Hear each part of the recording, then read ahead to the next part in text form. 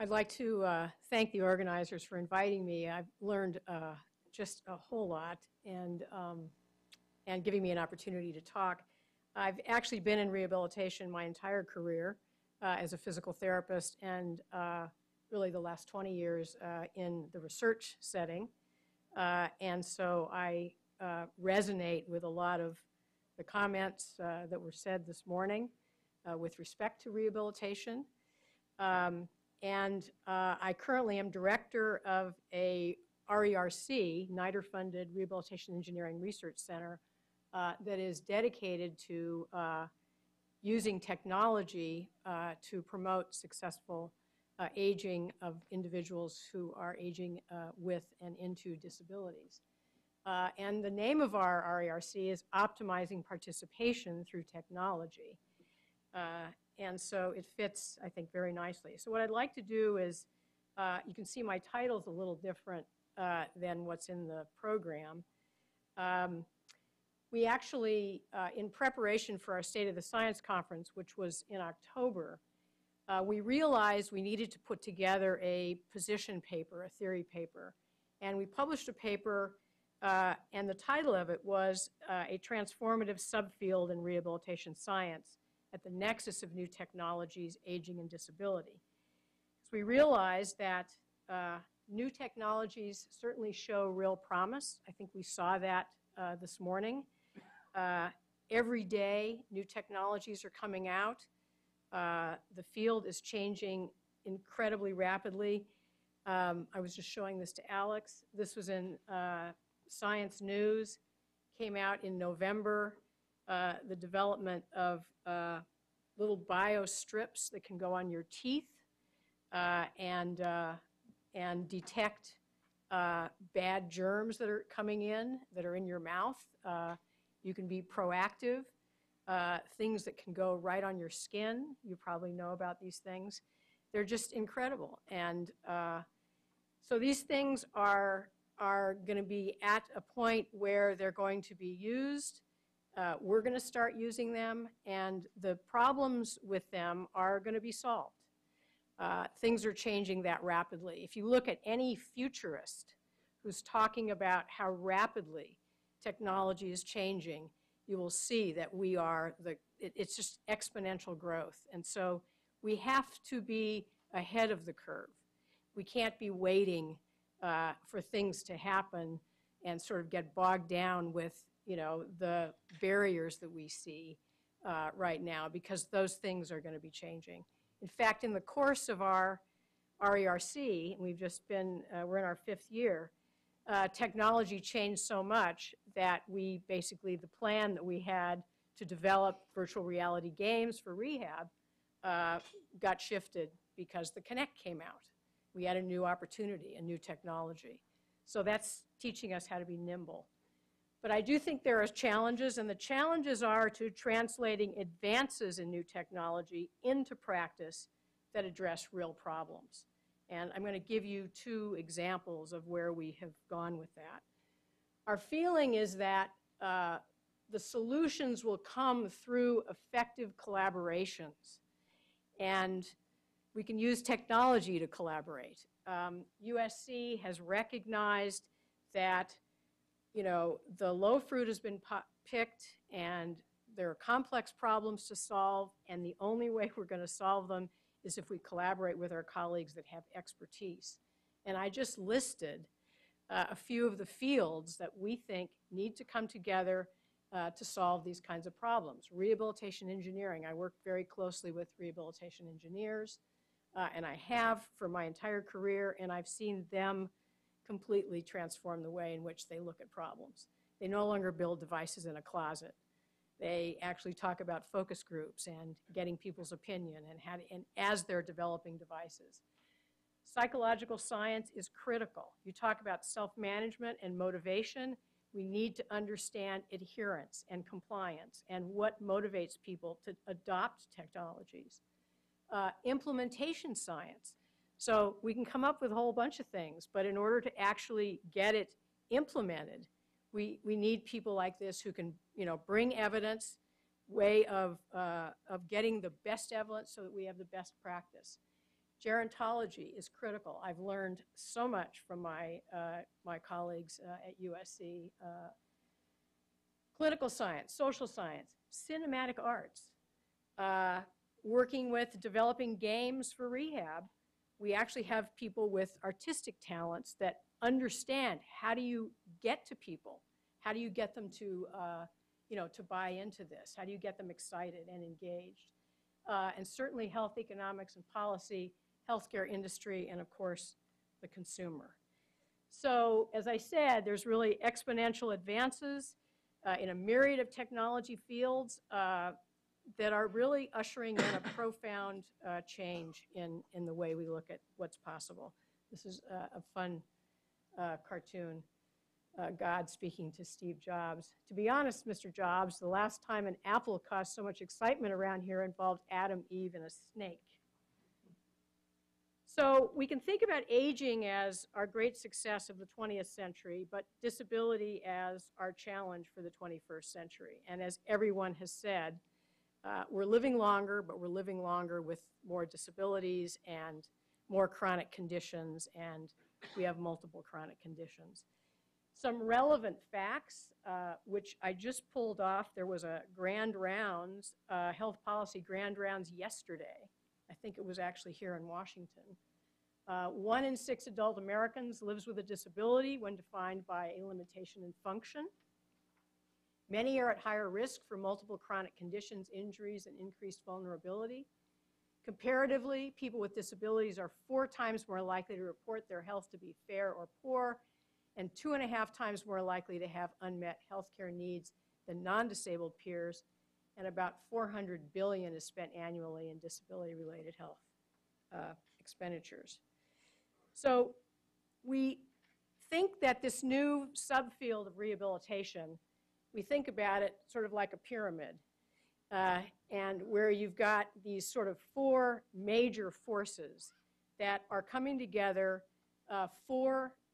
in order to be able to use new technologies in a way that will be useful and that people can actually adhere to. And so what I'm going to do is I'm going to spend 1 slide on each of the other 3 legs, and the technology I'll start with, and I just made a brief slide of the recent proliferation of low-cost interactive media technologies in health and rehab, including mobile health monitoring devices. You have heard a lot about those this morning, and Joe just mentioned some of these. People are using things like Fitbit. There's a really neat back application. It's just some elastic tape that goes on the back, and you look on your smartphone and you can see what your posture is. And you can see what % of the day you have spent in a proper posture for your back. These are very simple smartphone applications, and some very inventive engineers and a physician came up with this at Stanford. And I think it was a competition, and they won. There are interactive uses for the Kinect technology. That has really caught on. There are simple emergency notification devices. We heard about that this morning. We also heard about the fact that nobody's using them, or they haven't really been adopted. There are virtual reality and game-based rehab games. U-Grabber is one, came out of Europe, Zurich at ETH. I'm going to talk about one application of that we're working with.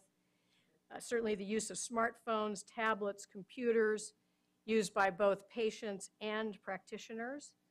I see practitioners using tablets now all the time, and it's just becoming the norm.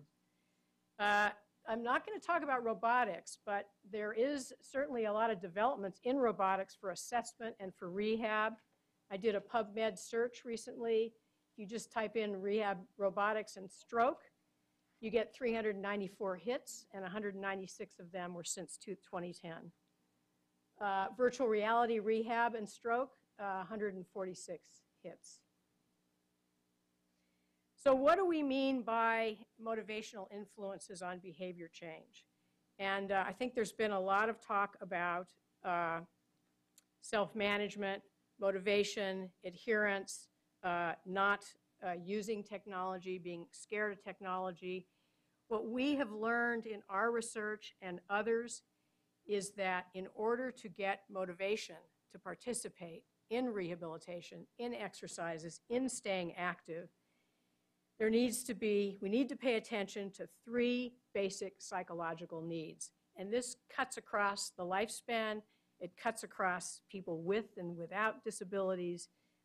These are very universal, and that is autonomy, which is the need to determine or feel in control of one's own actions, basically to be agenic.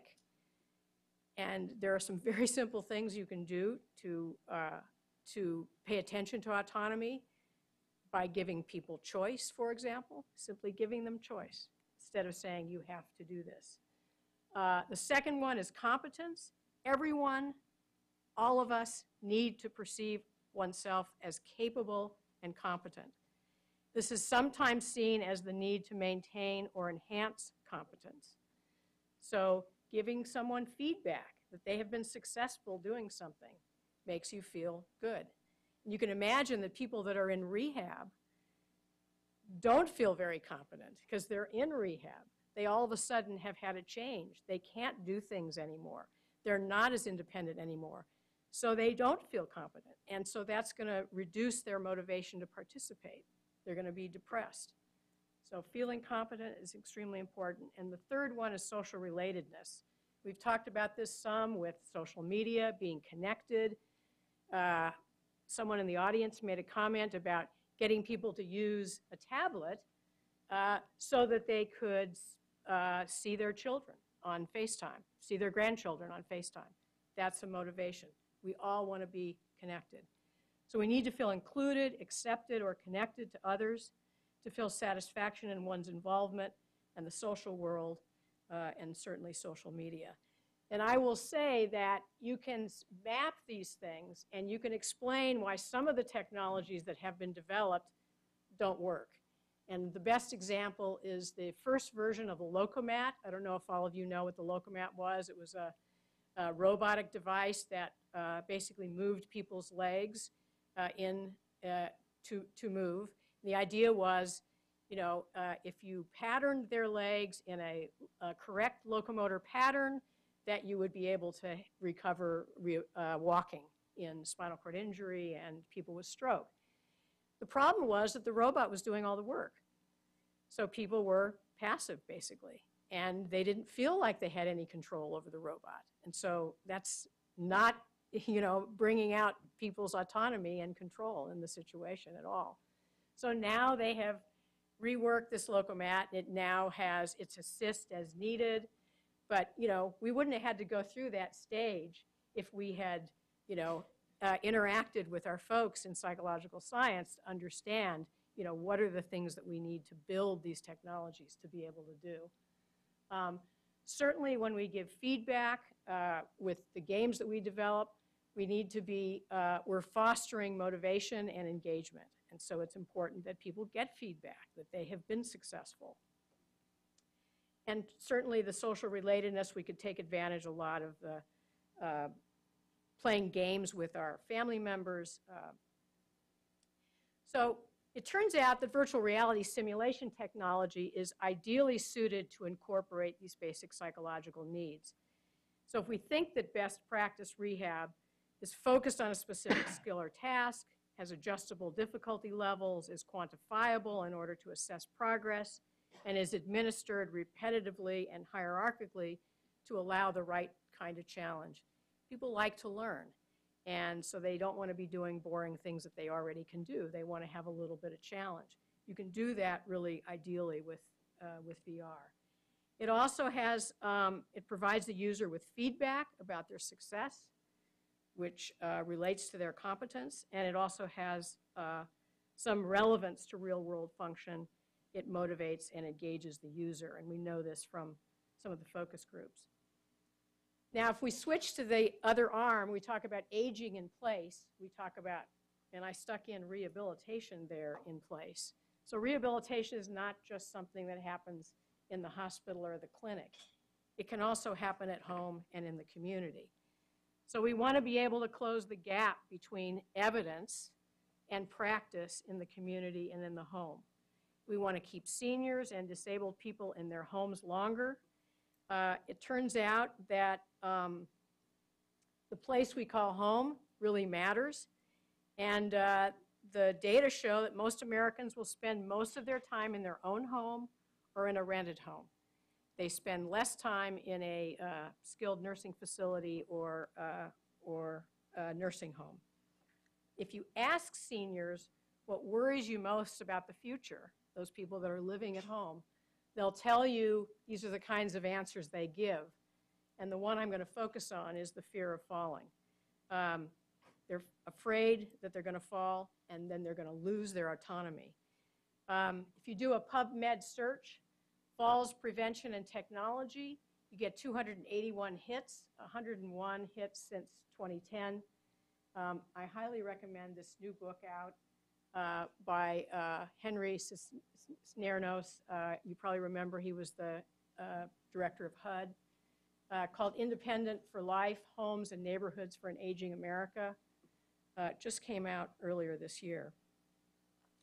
So here's a proposal I got from colleagues of mine about developing a technology-based prevention and health maintenance program to prevent falls in aged people living locally. And they call it pre-fall. It's a pre-fall project. The Cochrane database of systematic reviews just came out, and basically we know that approximately 30% of people over 65 years of age living in the community fall each year. The consequences of fall-related injuries are related to age and gender and ultimately lead to higher levels of healthcare consumption, increased cost, and long-term reduced quality of life. So this is a very important area that we could be very proactive in. We know that there are actually fall prevention programs that are out there, and this is a place where technology could actually expand these kinds of programs. So their project was interesting. They wanted to develop and test an interactive app and web-based intervention that utilizes psychological theory and best evidence from implementation science, that uses leading technology to create an interactive system that clinicians and patients can use through the convenience of their smartphone, tablet, or computer. And they wanted to demonstrate the use of mobile technology for effective knowledge translation that can be replicated to close other gaps between research and practice in care for the elderly and disabled. So really closing this gap between research and practice, we know a lot, but are we really practicing what we know from the research? And the last arm of our pyramid, last node of our pyramid is related to the longevity divide. And those of you know this comes from this notion of Freeze in the 80s about the compression of morbidity theory. And the idea basically is that this refers to the economic benefits of ending aging. We're not going to end aging, but we're going to eliminate the time period that is of the greatest cost. So if we can keep people in their homes, actively engaged in life longer, we hopefully will be able to save some money. That's essentially the idea. So it's really the sum of health, social, and economic benefits that result from slower aging. I'm going to give you two examples where we're thinking about being proactive, and we're doing research in this area. And one is in fall prevention exercise programs for seniors that use technology, and the other is in shoulder exercise programs for those at risk of overuse injury in manual wheelchair users. So it turns out this is a very big problem in manual wheelchair users. And I'm going to show you two video clips, one from where we're actually employing the Kinect camera with seniors as they're reaching for virtual objects in a game that we developed called the Jewel game. And we are measuring actually the cognitive load. So he's reaching forward, and then he's all hooked up. So we're measuring EMG, we have accelerometers on him. And we're also doing a secondary task where he just responded by saying "ba." He hears a tone randomly presented, and he has to just respond to it. So we're learning about the cognitive load when people are playing these virtual games. We're also learning about the strategies they use to reach and move, and we're collecting this with the Kinect. This is the game that we have developed. Our Institute for Creative Technologies is working very hard on a front end with multiple games. This is just one of the games that we used. And this is the whole 9 yards integrated together with the data from the Kinect, the EMG, and the probe reaction time. So this is really a mine of data that our data mining folks are very, very excited about.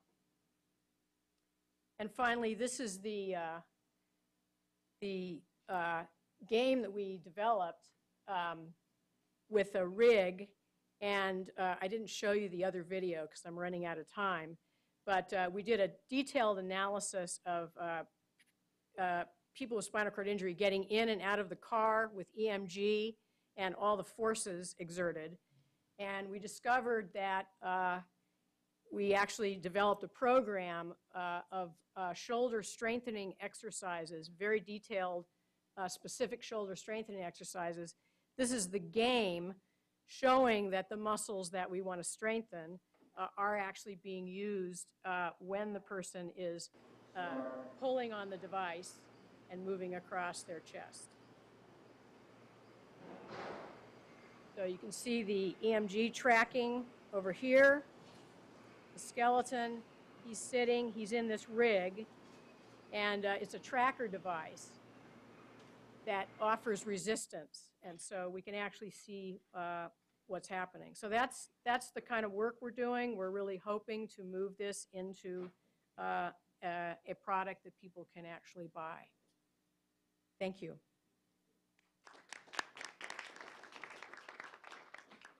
Thank you, Professor Winstein. We are hearing next from Timothy on behavioral health.